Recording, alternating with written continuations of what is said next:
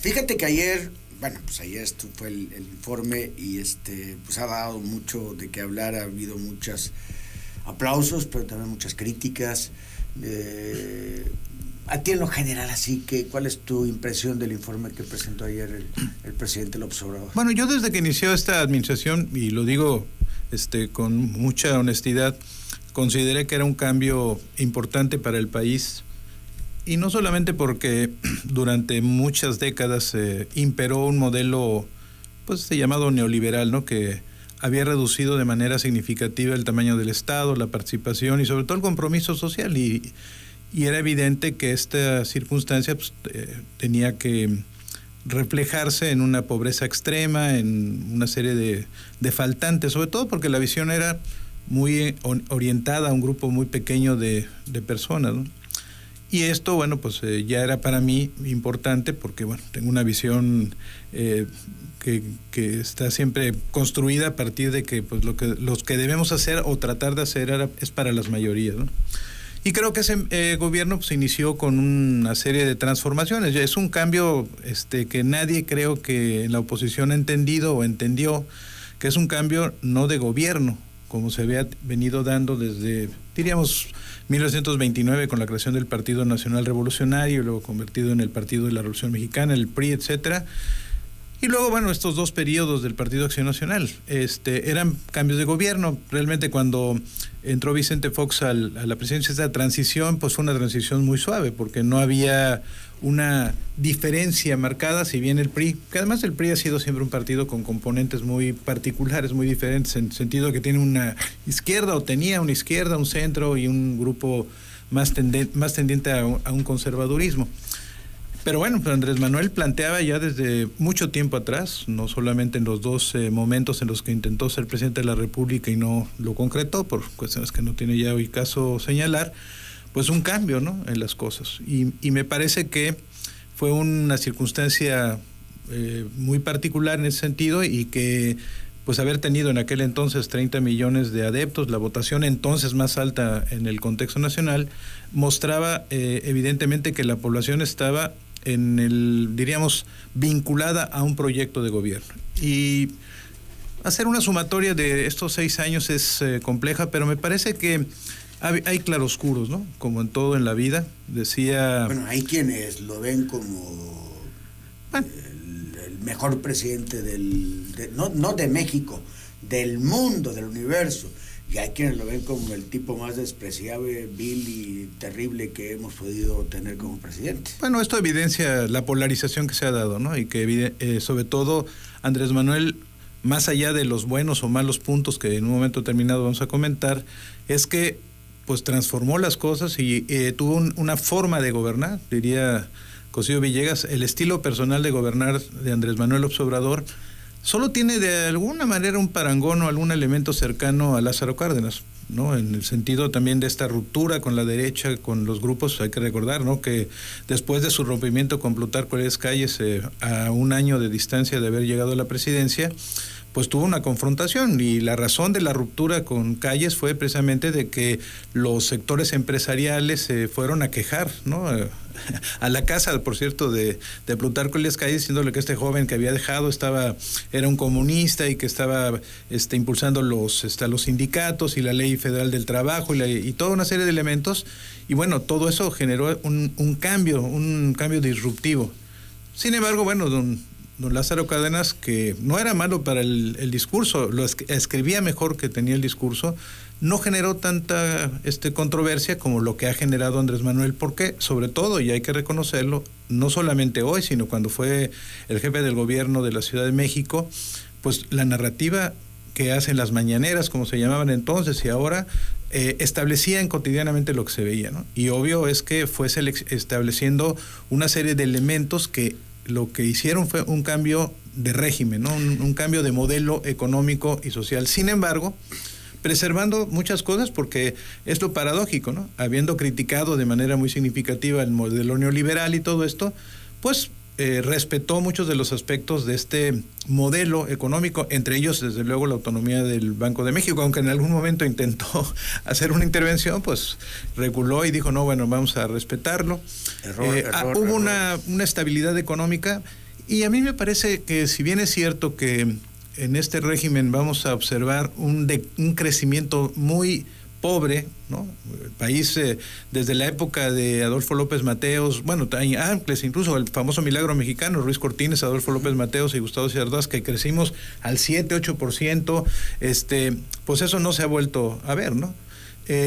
Pero hay que recordar que cuando se dice que no hemos crecido adecuadamente y no se han aprovechado las circunstancias, si bien es cierto en parte, también es que los que observan con esos ojos negros del sexenio, es que hubo una pandemia que afectó a México y decrecimos un 9.6% del Producto Interno Bruto en ese tiempo, ¿no? Claro. Pero el informe de ayer, ¿es un informe realista o es solo un informe triunfalista? Yo te diría, porque, bueno, ya... yo que soy tengo muchos más años que tú y me ha tocado ver muchos informes. Yo, mi papá, porque además me acostumbraba desde tiempos inmemoriales a ver los informes. Te digo que incluso yo tenía muy pocos años, pero cuando el cambio de gobierno de Miguel Alemán a Ruiz Cortines, que era yo mi papá me mostró cómo Ruiz Cortines, que era el ungido, era el elegido por Miguel Alemán, le dijo: y vamos a hacer un gobierno diferente porque usted es un ladrón y usted afectó a México. Y entonces los informes de gobierno no pueden ser otra cosa que el manifiesto de una visión específica de una persona que está haciendo el gobierno, ¿no? Yo nunca he escuchado a un presidente decir que está haciendo las cosas mal o que las cosas están peor de lo que pudieran observarse. De tal suerte que hablar de triunfalismos, pues es un tema que aquí y en China todos los informes de gobierno tienen esa visión. Mostrar y demostrarle a quienes gobiernan, independientemente si están o no de acuerdo con ellos, es que han hecho las cosas bien. Lo que me parece que hay que ponderar, y sobre todo creo que es motivo de un análisis sociológico, psicológico, político muy necesario, es cómo un presidente que tiene estas visiones tan encontradas, ¿no? De unos que dicen que ha hecho el peor gobierno del mundo y otros que tienen el mejor, termina un gobierno con un 75% de aprobación, ¿no? Y cómo un gobierno de esa naturaleza logra que su relevo, la doctora Claudia Sheinbaum, obtenga incluso más votos que lo que él obtuvo. Entonces, son elementos complejos porque evidencian que su gobierno satisfizo de manera importante a un segmento al que él estaba orientado, ¿no? Primero los pobres, vamos a ayudarlos. Hay una evidencia concreta de que esto ayudó mucho. Yo, en lo particular, porque ahora que escucho los 100 puntos que establece la doctora Claudia Sheinbaum con su plan de campaña, que insiste en el tema de los apoyos a las mujeres, a los adultos mayores, sin lugar a dudas tuvo un impacto significativo. Yo te diría que si en la pandemia no hubiera habido esos apoyos, difícilmente pudiéramos haber salido de una condición, porque había un circulante monetario que ayudó a esa población. Pero bueno, yo no estoy a favor, lo digo con toda honestidad, si bien reconozco que esto ayuda mucho, de lo que se llaman las políticas públicas distributivas, ¿no? O sea, esas políticas de dar dinero, recursos económicos, creo que al final del día no permean suficientemente, ¿no? Creo que las políticas públicas deben ser redistributivas. Y es un poco recordar el planteamiento de Confucio, ¿no? Pues no me des el pescado, enséñame a pescar. Y creo que ese sí es un poco donde a mí me gustaría que el gobierno próximo transitara, sin renunciar desde luego a estos aspectos de apoyo social, a mecanismos y a fórmulas que puedan regenerar pero creo que también va mucho en cuanto a las reglas de operación, porque, por ejemplo, a mí el tema de Jóvenes Construyendo el Futuro me parece un muy buen programa. El tema es que las redes de operación no han sido las adecuadas, creo yo, para que esto se dé de una buena manera y al revés, han promovido la corrupción y han promovido el engaño. ¿Por qué? Y es lo que más me duele. Muchos empresarios... ¿Se han prestado? Pero no solamente se han prestado, muchos empresarios fueron los que indujeron ahí a los muchachos a decirle: oye, éntrale, no tienes que venir, me das la mitad, tú la otra mitad y vamos. O sea, el mismo empresario que busca, que pide y que grita y que denuncia que el gobierno es corrupto, está metiendo la semilla de la corrupción en los jóvenes.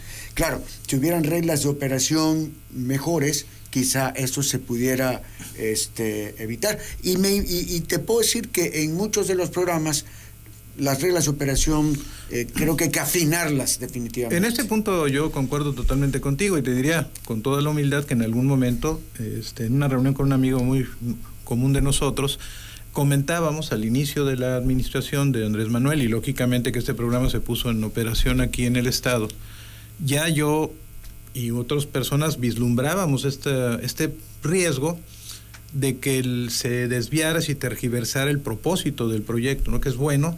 Y yo opinaba que en un momento determinado, si lo que queríamos es que los ninis, ¿no? Que no tienen ni trabajo ni una educación, pudieran ser orientados con ese recurso a instituciones de educación media superior y superior, y que ese recurso fuera orientado y utilizado por las instituciones educativas públicas de funcionamiento público para garantizar que esos alumnos, esas personas aprendieran un oficio, tuvieran un elemento y una transición incluso a una educación terciaria. Entonces, bueno, ese es el riesgo. Sí, creo que el tema de la operación es bueno, ¿no? Ahora, yo como pendientes puedo, no sé si estés de acuerdo conmigo o le pongas más o le quites alguno, pero los grandes pendientes han sido seguridad, corrupción. Creo que ha habido un combate, pero un combate que se ha quedado corto ante la corrupción que tenemos en nuestro país. De hecho, yo no sé de mucho pez gordo que esté en la cárcel, ni de sexenios anteriores, ni de este mismo. Entonces, y si tú la corrupción la combates de palabra nada más, pues no adelantas mucho, porque simplemente estás condenando, pero si no te educaron en casa, te tienen que educar fuera de casa. Entonces creo que los grandes temas pendientes, seguridad, salud, corrupción. Sí, yo creo, coincido totalmente contigo que esos son los temas que hereda ahora Claudia Sheinbaum y que los tiene, diríamos, establecidos de manera muy clara en esta relación, y que seguramente ahora en su plan de gobierno de 100 días y luego en el Plan Nacional de Desarrollo se van a convertir en ejes fundamentales. Yo coincido contigo, bueno, el tema de la corrupción es un tema, no quiero caer en el discurso de López Portillo, le recordarán, ¿no? La corrupción somos todos. Pero sí me parece que hemos seguido generando estrategias o esquemas que lo que hacen es impulsar la corrupción más que detenerla. Y yo voy a señalar algo que me parece que es uno de los puntos que también explican esto de alguna manera y que seguramente no van a satisfacer la visión de esta austeridad republicana que se ha planteado. Me parece que la disminución tan significativa de los salarios de los prestadores públicos no ayudan de manera significativa a que haya este cambio en la percepción, porque obviamente al reducir de manera tan importante los montos de las percepciones de las personas, no quiere decir que la persona per se sea corrupta, pero diríamos que se acerca más un policía que está ganando cantidades tan míseras en un momento determinado aquí y en otras partes, pues obviamente es una presa fácil, ¿no? De la corrupción, sí. Más susceptible. Entonces, y además, bueno, pues esta cuestión también de la reducción de los salarios evidencia también una pues falta de estímulos y desarrollo en la propia, diríamos, cultura burocrática que durante mucho tiempo se ha establecido. Me parece que tenía también como punto de vista el reducir de manera importante el monto. Tío, te doy un dato que es importante. En el país, el 36% de la población económicamente activa está en la burocracia. Sí, no, es una locura. Bueno, 20%, 23% está en una cuestión informal, ¿no? Y el resto está en el sector privado. Y ahí yo diría que también es otro de los temas pendientes. Me parece, y a lo largo del sexenio yo observé, además con entusiasmo, estas cercanías que tenía el sector empresarial con el presidente. ¿Te acuerdas de Arturo Romo, que era el que conciliaba todo esto? Pero cada vez que, incluso yo en el programa o en mi artículo de los lunes, decía, caray, se hizo esta reunión y vamos a ver, y todo era un tema en donde no había esa transición a lo que realmente se planteaba. Yo espero sinceramente que eso hoy se modifique.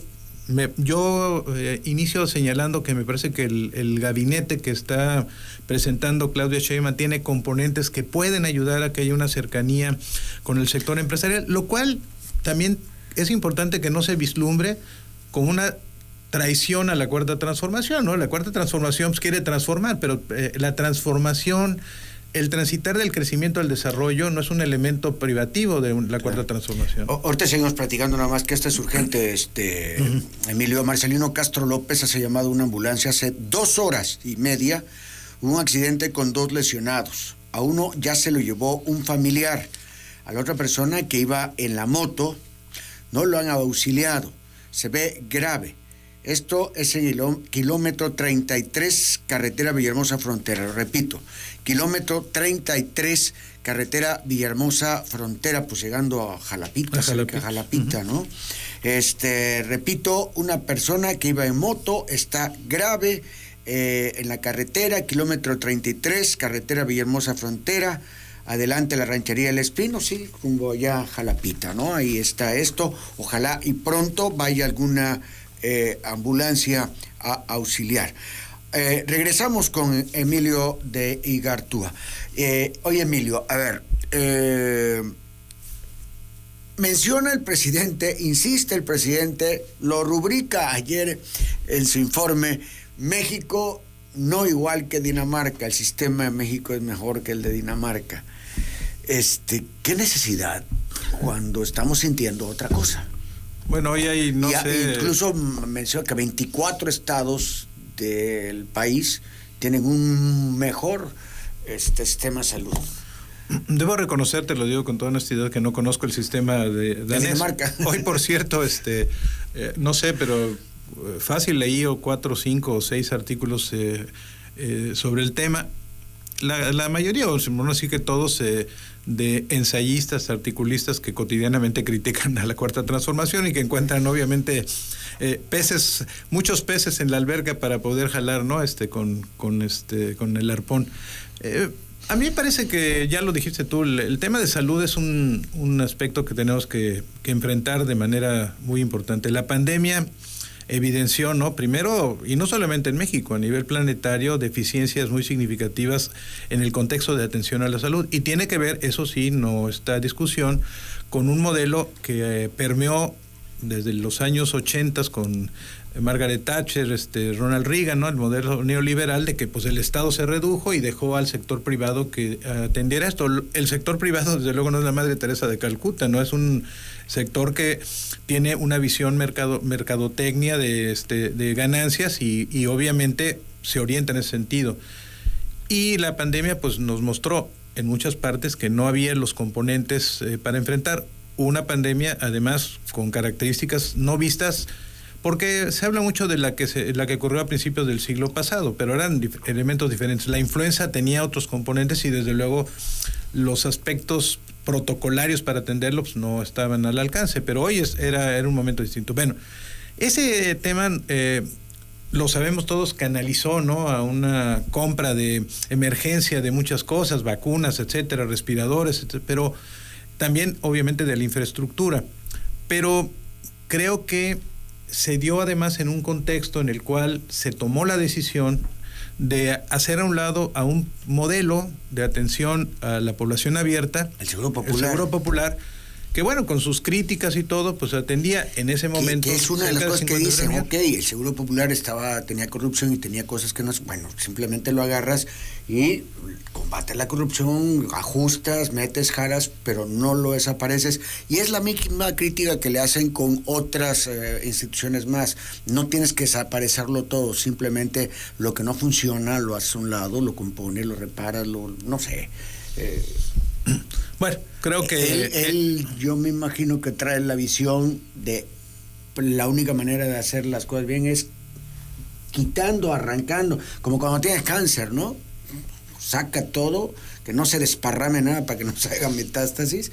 Ese es un estilo que se hereda, ¿no? De un estilo de gobernar que durante 8 años prevaleció en México y que no solamente no se requería que fuera un presidente de un partido distinto para que hubiera esas controversias y esos cambios, ¿no? Es un tema, un gen que se generó, se estableció, ¿no?, desde la revolución. Y no continuismo. Pues sí, la continuidad no era un factor y entonces lo hemos observado en ese contexto de que pues no, yo lo viví, seguramente tú también lo recuerdas, que pues el presidente llegaba y decía, bueno, pues ahora continúa, no, lo de que se hizo pasa. Y yo nada que huela a eso. Sí, ¿no? Entonces este es un tema que obviamente nos afecta, pero que en muchos casos, bueno, tenía una razón de ser y una justificación por parte del gobierno de Andrés Manuel López Obrador, pero al final del día lo que para la población cuenta, pues es el tema de los resultados, ¿no? Entonces, hoy se está tratando de revertir este punto. Yo sí creo, te lo digo con honestidad, en agosto del año pasado se publicó un decreto, MAIS se llama, con S, que habla de esta reconfiguración del programa de salud, sobre todo comunitaria, y que le da el papel fundamental, y hoy lo conocemos en el caso federal y también en el estatal, de IMSS Bienestar, ¿no? Que es el tema de que va a administrar todo el proceso de atención primaria a la salud y el IMSS también ya como parte específica, ¿no? De además el manejo del recurso. Bueno, yo creo que más allá de esperar que nos parezcamos a los daneses, que con honestidad lo digo y no quiero a ustedes... Lo que pasa es que parece que están catalogados como los mejores. Bueno, lo que pasa es que los países nórdicos en general, tú lo sabes, y es un tema que también creo que hay que abundar porque algo que sí hay que reconocer, que el presidente López Portillo y su equipo hicieron algo que durante muchos años no se había logrado, que era una captación fiscal extraordinaria. Era uno de los temas fundamentales. Decía, no, mucha gente no va a aportar, y además creo que esto revierte un planteamiento de los grupos opuestos a la Cuarta Transformación, porque se habla de que ha habido un retroceso, que no hemos crecido, pero los resultados de la captación fiscal dicen lo contrario. No que sí que estemos en la bonanza, no estoy cayendo ahora que no estamos, no, pero la recuperación de impuestos, sobre todo a sectores que durante mucho tiempo vivieron esos beneficios de gobiernos tanto priistas como panistas, pues creo que sí se logró revertir. Entonces, ¿hay que hacer cambios en el sector salud? Sí, porque sobre todo yo hoy quiero plantear, no es ya solo el tema de los niños, las niñas, los adolescentes, las mamás que van a embarazarse y van a parir y van a todo esto, sino también un tema que es importante, Chuy, es ver el envejecimiento que está teniendo la población. O sea, el envejecimiento de la población es un reto que creo que no ha vislumbrado todavía el gobierno. O sea, sí es bueno que se den estos apoyos económicos a los adultos mayores. Insisto, es un tema que apoya económicamente. Tener estos 6,000 pesos bimensuales, pues obviamente ayuda, pero sí es ir más allá. Creo que el tema, nosotros en la Universidad de Olmeca estamos impulsando mucho el tema de la educación permanente y a lo largo de la vida, es que sí le des a los adultos mayores posibilidades de que tengan una autonomía de vuelo, y el apoyo económico sea un elemento que ayude, pero también es un tema de emprendedurismo, en temas de empresas, de negocios, que puedan ellos participar, que la inclusión no sea solamente una letra en la Constitución, sino que sea un elemento verdadero. Entonces, sí creo que hay retos importantes. En el tema de educación, yo te diría, la nueva escuela mexicana tiene elementos positivos, pero me parece que está generando hoy una mezcla, porque es una transición, además porque en México nos ha gustado el modelo de la época de Miguel Alemán, luego el de Echeverría, y luego cambia, y luego la reforma educativa de Peña Nieto, etcétera, y hoy estamos en esta mezcla en donde realmente no sabemos a dónde vamos. El presidente de la República en algún momento dijo, bueno, el examen de PISA no lo vamos a hacer.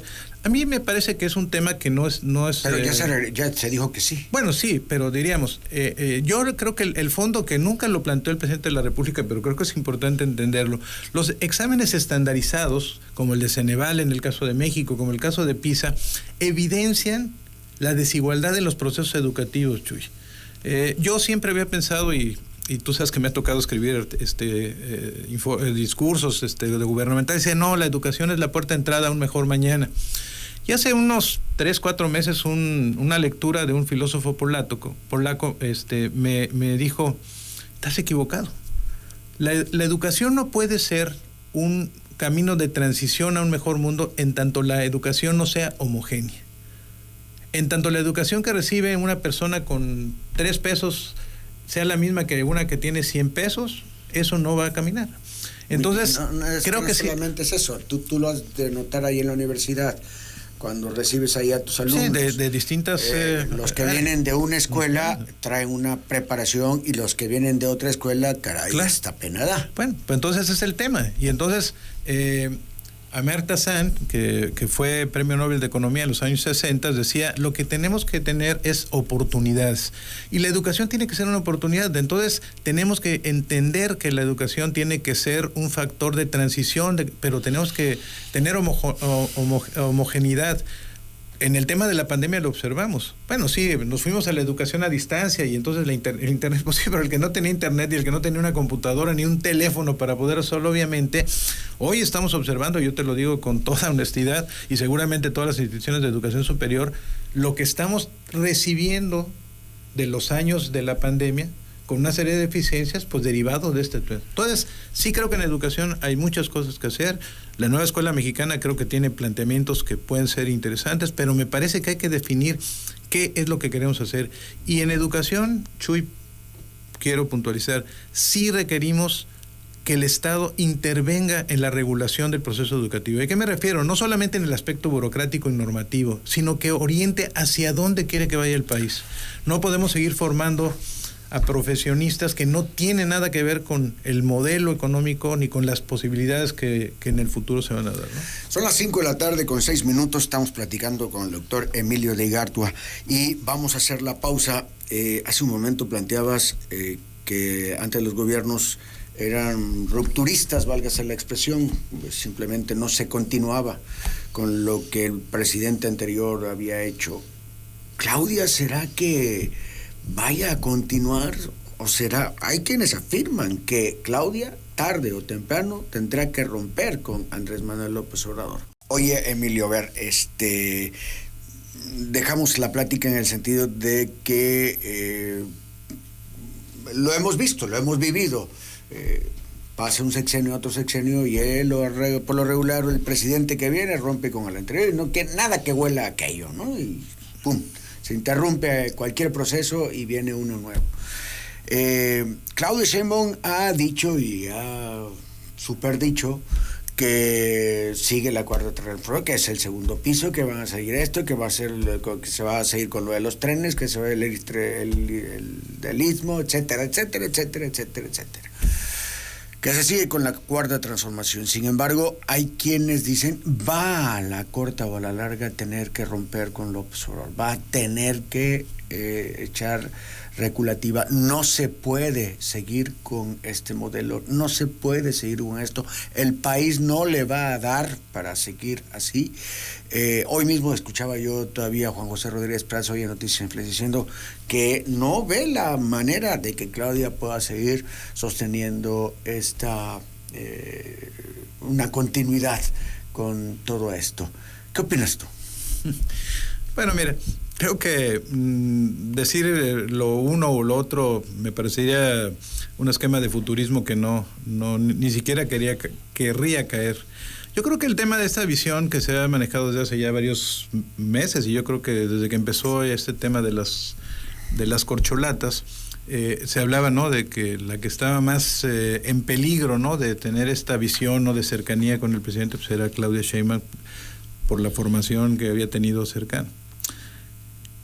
Hay que recordar que el maximato, ya comentamos el caso de Lázaro Cárdenas y de Plutarco Elías Calles, bueno, pues fue un caso en el cual, y lo voy a enfatizar porque creo que es el elemento importante, ¿qué es lo que provocó la ruptura de estas dos personas? Martínez Azad, en este libro muy importante de la historia de Tabasco, habla de cómo llegaron aquí, por cierto, a Tabasco con Tomás Garrido Canaval, y los discursos de Lázaro Cárdenas eran discursos muy cuidadosos, enfatizando los logros que sin lugar a dudas había alcanzado Plutarco Elías Calles, entre ellos la creación del Banco de México, muchos aspectos agropecuarios. Había una tranquilidad y el discurso era, pues, Lázaro Cárdenas va a seguir. Hay que recordar que no era el candidato de Plutarco Elías Calles. El hijo de Plutarco lo convenció de que fuera, porque mira, es un general joven que tiene mucha ascendencia en los militares. Era este tema también de Plutarco. Recuerda que hereda después de la muerte de Álvaro Obregón, pues un ejército que estaba molesto, ¿verdad? Que hablaba, ¿no?, de asesinato de su jefe, y que obviamente pues él buscaba en los mandos medios un control. Entonces, era la persona adecuada, llega a la presidencia, y en los primeros meses y años hay un respeto, pero también de Plutarco Elías Calles. Si estaba en su casa, y muchos, muy en la idea de que el Maximato no había muerto, y que como hicieron con Pascual Ortiz Rubio, bueno, primero con Emilio Portes Gil, Pascual Ortiz Rubio, pues iban a ver al presidente para decirle, oiga, es que las cosas tienen que ser, porque pensaban, bueno, Pascual Ortiz Rubio cuando decide ya no seguir en la presidencia, no va al Congreso a renunciar, le va a renunciar a Plutarco, ¿no? Entonces, ¿por qué se da esta ruptura? Bueno, pues porque Plutarco Elías Calles transitó, cruzó la línea roja de lo que era ya el expresidente al presidente, ¿no? Y mantuvo esa idea del Maximato. Y eso, bueno, fue lo que provocó la ruptura que ya comentamos. ¿Qué puede ocurrir en el caso de Claudia Sheinbaum? Yo creo que primero hay un elemento símil, ¿no? Hay esta convicción de que el proyecto del antecesor es el proyecto adecuado, de que hay que continuar con el tema. Bueno, pero hay que hablar que, por ejemplo, pero hay que acordarnos que Plutarco Elías Calles incidió en esto y obligó al presidente Lázaro Cárdenas incluso a transformar al Partido Nacional Revolucionario en Partido de la Revolución Mexicana, a establecer los grupos militares, el grupo de la agricultura, de las clases medias. Los militares eran parte del PRI. O sea, yo pienso que Claudia Sheinbaum está convencida de la Cuarta Transformación. Es una mujer que tiene esa convicción. ¿Hasta dónde va a hacer, diríamos, esta transición suave? Que hoy algunos critican, pero a mí me parece un tema muy interesante, ¿no? Los últimos 2 o 3 meses ha sido Claudia compañera de Andrés juntos Manuel, y van a seguir juntos. ¿Por qué? Porque ahí sí nos habla, y es el elemento, de que no va a haber esta ruptura. Pero sí me parece, y además sería... Pero, a ver, Emilio, no es tanto una ruptura porque alguien trate mal a alguien, es una ruptura... A ver, ¿qué está pasando ahorita? Los números no estaban mal, el superpeso, la inflación, o sea, había cosas ahí bastante interesantes. Ahora parece que las cosas al final se le vienen encima los números. ¿Por qué? Porque ha insistido, por ejemplo, en el tema de la reforma al Poder Judicial, porque la desaparición de los, ¿cómo se llama? Los órganos desconcentrados, todo esto, autónomos. Todo este tipo de cosas. Eso es... Y que Claudia no puede seguir con esto, porque si ahorita se está descomponiendo, si en este momento, cuando pudo haber terminado su sexenio Andrés Manuel con el superpeso y con todas esas cosas que ha presumido, ya no lo va a poder, o sea, ya no lo puede hacer. Ya se le vino encima esto y las protestas siguen en la calle. Claudia, ¿le convendrá hacerlo? Bueno, a ver, vamos a hablar primero del tema económico. Efectivamente había a lo largo del sexenio una estabilidad económica, salvo el caso del tema de la pandemia, que no obstante la pandemia el peso se mantuvo en una circunstancia no tan desfavorable con otras partes. Esto que estamos viviendo ahora, ¿no?, que algunos le han llamado la tormenta perfecta, no es solamente en razón de elementos endógenos, no internos, sino también exógenos. Es un tema que tiene que ver con, hoy los bancos centrales están en el contexto general analizando si ya es tiempo de bajar las tasas, si no es tiempo, la crisis entre Estados Unidos y China, las elecciones en Estados Unidos. O sea, hay factores que inciden de manera significativa. Ahora, si tú lees las columnas o las partes financieras o los periódicos financieros como El Financiero, El Economista, todos los días te van a decir, es que esto es a causa de la reforma judicial, es a causa de que los órganos, o sea, sí son factores, el nerviosismo. Pero a mí me parece que en este tema de la movilidad que está teniendo el dólar, no tengo pruebas consistentes, pero me parece que hay elementos históricos que nos dan el indicio de que esto está pasando también. Tú recordarás, 1 de septiembre que fue 70 y López Portillo, 72, ¿no? Uh-huh. No, 76. 76. Sí.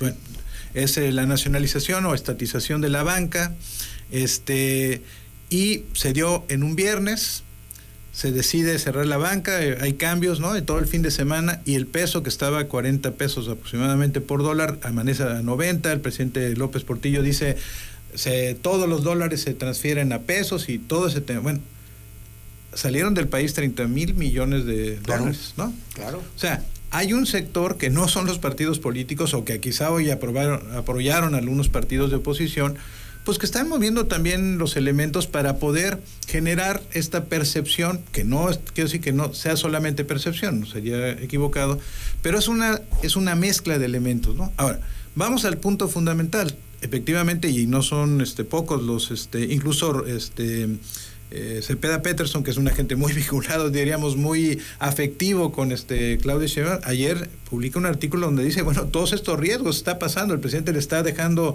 el fuego ahí para que pase, a ver si no se quema. O sea, hay dudas y yo no tengo las respuestas para decirte, pero sí creo que el espíritu, la visión de Claudia Sheinbaum de tener una cercanía con el sector empresarial, de mantener esa cercanía, del cambio en el modelo educativo, del cambio en el modelo salud, están sí alineadas o están dentro del contexto de la Cuarta Transformación, pero va a ser otro modelo de gobierno, por las características de la propia Claudia. Ahora, ¿cuánto va a aguantar ella? Ya, de hecho, el perfil de cada uno de los funcionarios ya cambió todo. Ahora, tú me decías lo disruptivo. Bueno, yo he escuchado N número de veces a nuestro paisano, el tabasqueño Andrés Manuel López Obrador, diciendo, me voy a mi casa, a mi rancho, y ahí me voy a quedar. Bueno, obviamente que cumpla con ese propósito, sin que obviamente deje de ser, porque creo que al final de cuentas el ADN de ser un líder moral y que la gente lo perciba, tiempo todavía más adelante, espero que mucho tiempo, pues eso no se va a modificar. Pero sí creo que va a ser en el respeto de Andrés Manuel López Obrador a esta mujer, primera mujer presidenta, a su forma de gobierno, al estilo personal de gobernar.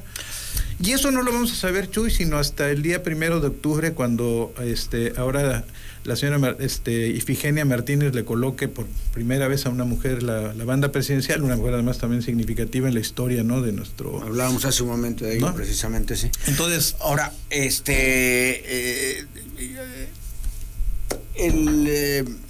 ahora viene a ver, Andrés Manuel hace todo esto, ¿no? Y va a dejar las cosas calientes, como acabas tú de decir, pero no solamente en ese tema, sino también en el tema ya es lo que ha declarado tanto el embajador de Estados Unidos como el de Canadá. Y bueno, viene la revisión del Tratado de Libre Comercio y todo esto. ¿Se pondría en peligro, incluso se pondría en riesgo el tratado, Emilio? Porque mucha gente dice que sí se pondría en riesgo. Mira, la historia ha demostrado... Aunque también está el factor chino, que bueno, pues tampoco les convendría a aquellos apartarse de México y dejarle el paso a China. El tema de la relación Estados Unidos-China, esa relación que además, por cierto, ahora Kamala Harris acaba de declarar que no tiene una visión similar a la que tiene Joe Biden, ¿no? Que ella considera que hay que establecer ciertas negociaciones y acuerdos con China, ¿no?, a partir de una visión bipolar, ¿no?, en el contexto mundial. Pero también me parece que es un tema que nos lleva a la historia. ¿Por qué Lázaro Cárdenas decidió expropiar el petróleo cuando estábamos en 1938 vislumbrando ya y se olía una Segunda Guerra Mundial? Bueno, porque encontró que terminar con la presencia de los ingleses, los norteamericanos y los holandeses, que eran los dueños, ¿no?, del 95% de la producción petrolera, explotación y producción petrolera de esos países, es que sus cercanos y él mismo decían, es inminente una Segunda Guerra Mundial.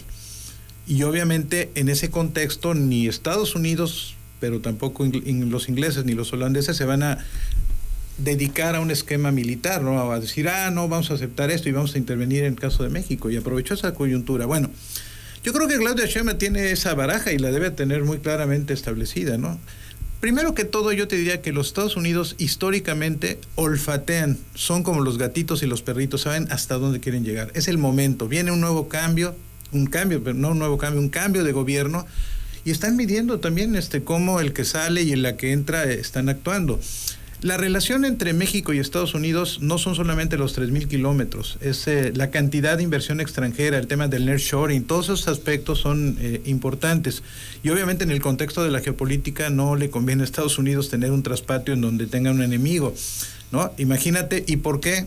Y me voy otra vez al tema de la historia, perdón, ese abuso, pero cuando la Primera Guerra Mundial, el telegrama Zimmermann era el jefe de Estado militar de Alemania en la Primera Guerra Mundial, le mandó un telegrama a Carranza, a Venustiano Carranza, que estaba peleado con los norteamericanos porque los norteamericanos no aceptaban, ¿no?, el acto en contra de su candidato, bueno, de quien mató a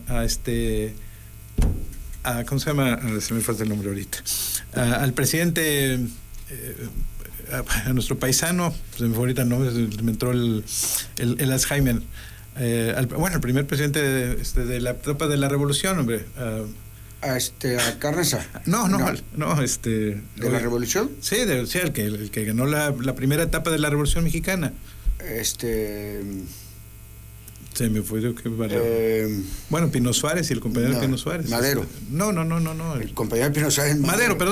Bueno, Madero y Pino Suárez fueron vistos mal como intromisores y porque no estaban dando estabilidad económica al país en beneficio de los norteamericanos, y viene el golpe de Estado, la muerte de ellos, y luego pues el carrancismo termina con esto, ¿no? Entonces, el telegrama Zimmermann le decía a Venustiano Carranza: si tú te alías con nosotros en la guerra, te vamos a dar recursos económicos, militares para que combatas a Villa y a Zapata, pero sobre todo te vamos a regresar el territorio que perdieron en 1847 con el plan de Hidalgo, el Tratado de Hidalgo. Qué atractivo. Bueno, Wilson, el presidente de los Estados Unidos, recibió ese telegrama y cambió también la metodología y le dio apoyo a Carranza, lo reconoció como presidente, etcétera. Entonces, los Estados Unidos no están tontos, ¿no? O sea, saben que este país tiene una importancia para ellos. ¿Y Andrés sabe hasta dónde estirar la liga? Bueno, y lo hizo con Trump, con todo lo que diga Trump y todo el rollo, pues se manejó, ¿no? Entonces, yo creo que es un tema geopolítico, es un tema en donde hoy estamos metidos en este tema. Lo que yo creo que es Claudia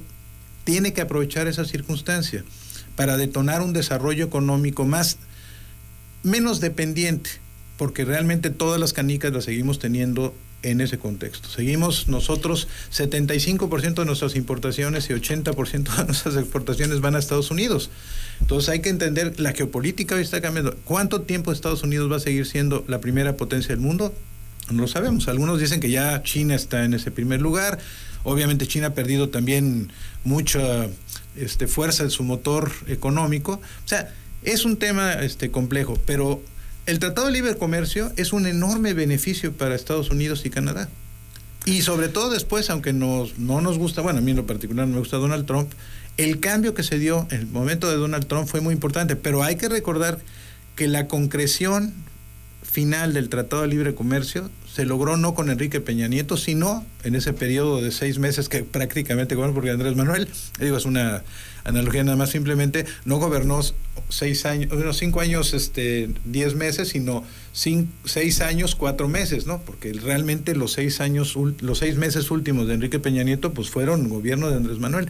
Y él fue el que estableció las condiciones del Tratado de Libre Comercio, que se va a renegociar, por cierto, del 2026, ¿no? Yo quiero meterme más con lo de la geopolítica en los tiempos de la inteligencia artificial, pero antes nada más quiero hacerte una pregunta.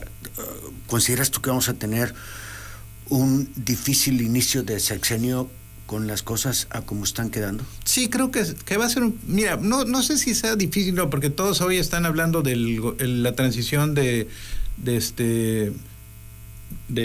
Zedillo, ¿no? Con Salinas de Gortari, el tema del error de diciembre y todo esto que está pasando. Todos están generando esas cosas, porque parece que la historia, no creo que nunca leyeron a Marx, ¿no? Que decía que en el 18 de Brumario que la historia se da una vez como drama y la otra vez como comedia, ¿no? Entonces, pero las cosas no siempre son iguales. Hago estas referencias históricas porque no hay que perderlas, pero no necesariamente las cosas tienen que ser así.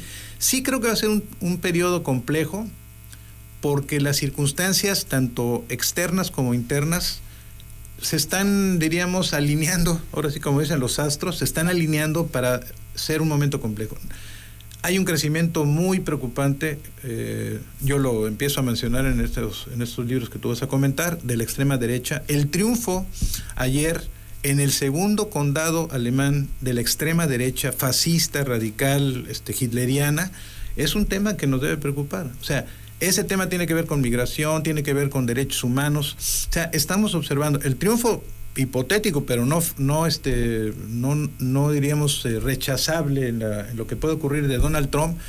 Nos va a presentar a un Estados Unidos más radicalizado, con una visión de una izquierda, perdón, de una derecha que no acepta obviamente ya temas de migración, que nos visualiza con Donald Trump como criminales que estamos transitando allá, que ponemos en riesgo a sus mujeres, etcétera. O sea, es complejo. Sí es un escenario que no solamente es porque la aunque reforma... también Kamala se ha repuntado. Bueno, si quieres luego hablamos de esto, pero yo te diría así que va a haber componentes complejos. Sí creo que va a haber más volatilidad en los próximos días. La reforma judicial, a mi juicio, era necesaria. Yo no comparto, lo he dicho siempre, no voy a retratarme, que el tema de la elección de los jueces es un tema erróneo. Marcelo Ebrard salió en defensa el otro día diciendo que los norteamericanos también eligen los jueces, pero nada más que hay una diferencia. Los jueces norteamericanos no hacen procesos, porque todos recordamos, los que vemos la televisión, que hay un jurado, ¿verdad?, de 11 personas que son las que deciden a final de cuentas si una persona es culpable o no culpable. Y no vamos a hablar si eso es bueno o es malo, ¿no? O sea, eso ya es un tema de los norteamericanos. Pero hay el caso de Bolivia, que es el único que hemos observado, ¿no?, como un ejemplo en donde no ha funcionado, donde no ha ayudado a la corrupción, y que desde luego el riesgo inminente es que este famoso hard money, ¿no?, el dinero duro, que venga de donde venga, de empresarios o de delincuencia, etcétera, pues es un riesgo para que la popularidad de que los potenciales jueces puedan estar. Y hoy, bueno, hay una postura muy disruptiva, incluso preocupante, de las universidades, porque creo que en algún momento han sido también parte de un proceso de calentamiento global, pero al final del día pues también evidencian la preocupación sobre el tema, ¿no? Oye, pero bueno, vamos a regresar con el libro. La geopolítica en los tiempos de la inteligencia artificial. ¿Por qué? ¿Qué es lo que está pasando con este libro? ¿Qué fue lo que hiciste? ¿Estudiaste? ¿Investigaste? ¿Qué pasó? Cuéntanos, porque además son 2 tomos. Son 2 tomos que hace don Emilio. Te platico, bueno, la historia, no sé si va a haber una pausa o te la empiezo a platicar. No, vamos, sí, porque... Sí. Vamos a la recta final aquí de una vez. Bueno, te comento, yo desde hace ya 20 años, también un poco más de 20 años, escribo todos los lunes para un periódico local. Sí. Una página que se llama, nota que se llama Prospectiva, ¿no? ¿Por qué le puse Prospectiva? La Prospectiva es definida como una visión de futuro deseable y posible, y eso es el tema, ¿no? Todas esas publicaciones yo las vengo haciendo desde hace mucho tiempo. Una plana casi completa ahora. La directora de ese periódico Novedades me decía, oye, 2 páginas, 3 páginas, pero a mí me cuesta mucho trabajo constreñirme, y entonces bueno, pero este año me dupliqué en la constricción. Cuando yo llegué a la rectoría de la Universidad de Olmeca, Francisco Javier Quero, que es el responsable del área editorial de nuestra universidad, me dijo, oye, ¿por qué no hacemos un compendio de tus artículos? Obviamente le damos una revisada y todo, que es necesario, porque luego se cometen muchos errores, incluso nombres, etcétera, y los vamos publicando. Este libro que tienes en tu mano, que son 2 tomos, es el 5º de una serie, desde que empezamos a hacerlo, pues prácticamente desde que llegué a la universidad, y él lo hemos estado presentando. ¿Por qué hoy es la geopolítica en los tiempos de la inteligencia artificial? Le hemos cambiado los nombres. El antepasado se llamó El año que estuvimos en peligro, que eran los elementos de la pandemia. O sea, fue vinculándose a temas. Hoy, ¿por qué la inteligencia artificial? Porque se ha convertido en un tema cotidiano. Algunos decimos que es el diablo, algunos decimos que es el salvador. Y al final del día, bueno, pues creo que vamos a estar viviendo. Estamos hablando hoy de, algunos dicen que la 4ª revolución industrial, a otros que la 5ª revolución, sea melón o sea sandía. El caso es que estamos transitando a un esquema de digitalización, de que estamos observando estas transformaciones que van a ser disruptivas. Yo he comentado aquí en este programa, lo hemos hablado, un artículo del País hace unos 6-7 meses, donde un doblista, de que dobla películas y series en España, un día llegó a su trabajo y le dijeron, ¿sabes qué? Ya no te necesitamos, porque tenemos ya un software que todas las voces, niñas, niños, etcétera, etcétera. Bueno, hasta los guiones se hacen, ¿no?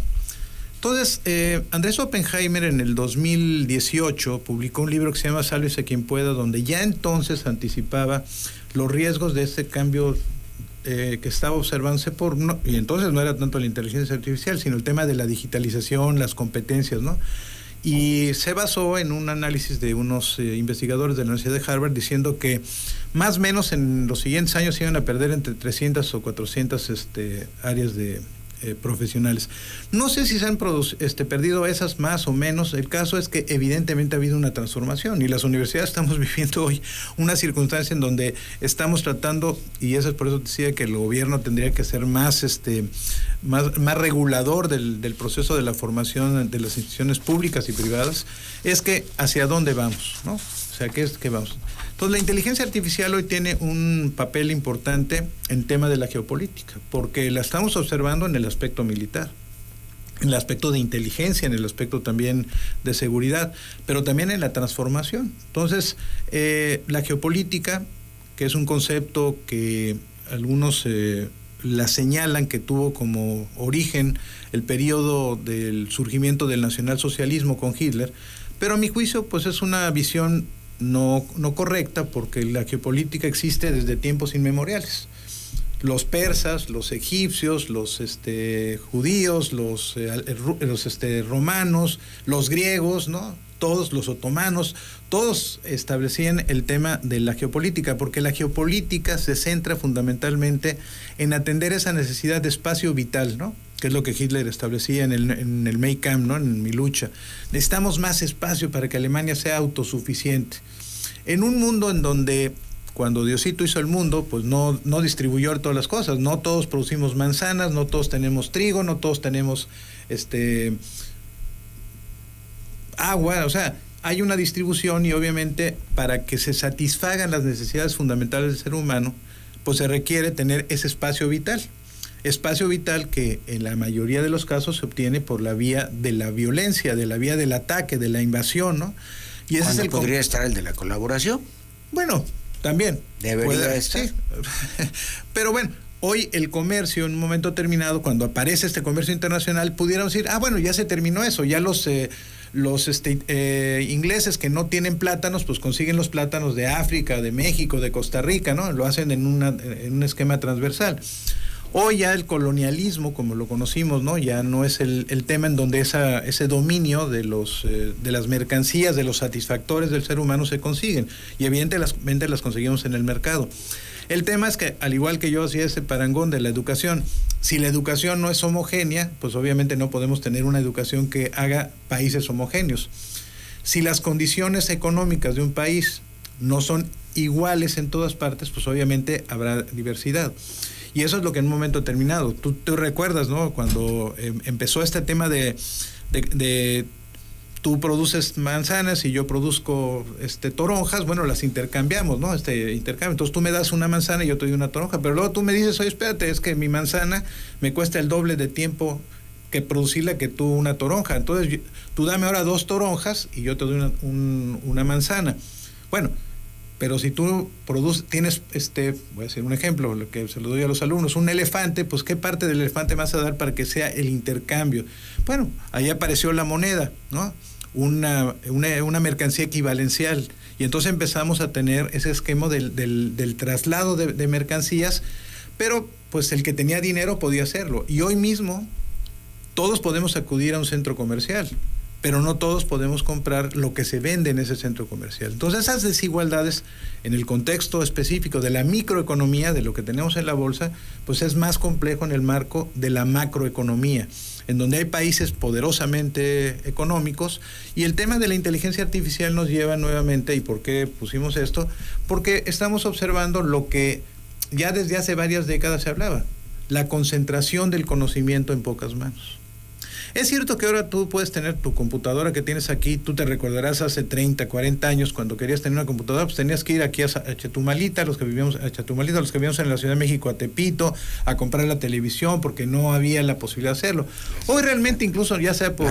La computadora del santo era una... Bueno, y ¿cómo se llama? Los jueguitos electrónicos y todas las cosas. Bueno, hasta el jabón, ¿no? Compramos jabón que ahora lo conseguimos de manera muy fácil. O sea, esos elementos eran parte de un modelo también económico en donde México dijo, me voy a cerrar porque lo que yo quiero es producir aquí internamente y hacerlo. ¿Y qué pasó? Bueno, cuando Alemán dijo, no, el desarrollo aquí estabilizador y vamos a cerrar, pues los gringos empezaron a cruzar el pantano y pusieron, y teníamos General Motors de México, Ford Motor de México, Colgate-Palmolive de México, pues sí, pero eran empresas transnacionales que estaban acá. Entonces, hoy estamos viviendo este contexto en donde hoy ya no es el tiempo de la Guerra Fría. Se ha hablado, ¿estamos viviendo una Guerra Fría? No, es una guerra, características diferentes.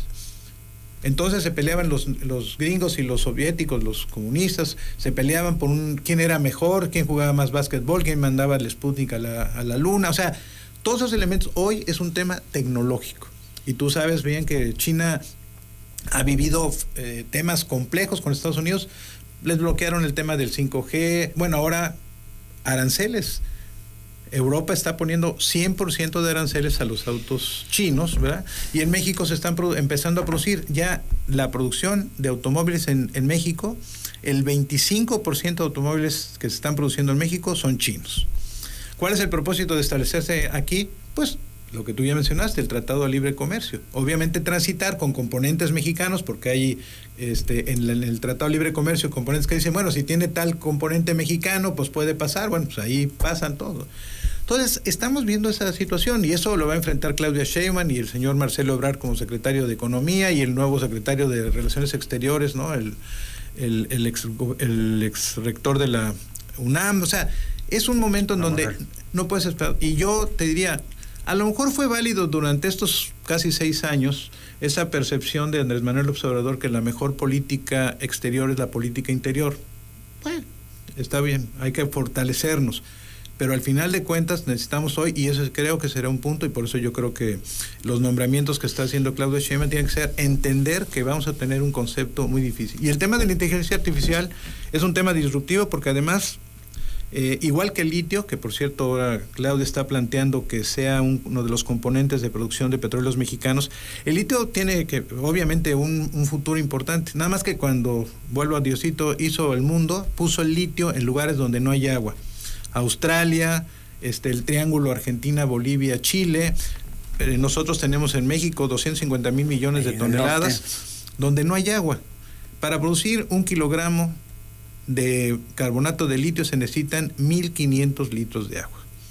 Y además ahora, esas contradicciones que observamos, se acaba de establecer una nueva ley minera que prohíbe la minería a cielo abierto. Y da la casualidad que el litio es minería a cielo abierto, ¿no? Entonces, es la parte donde tenemos que empezar a ver, bueno, hacia dónde vamos a ir, y ahí yo pues cerraría con que cuál va a ser el papel de las instituciones de educación superior.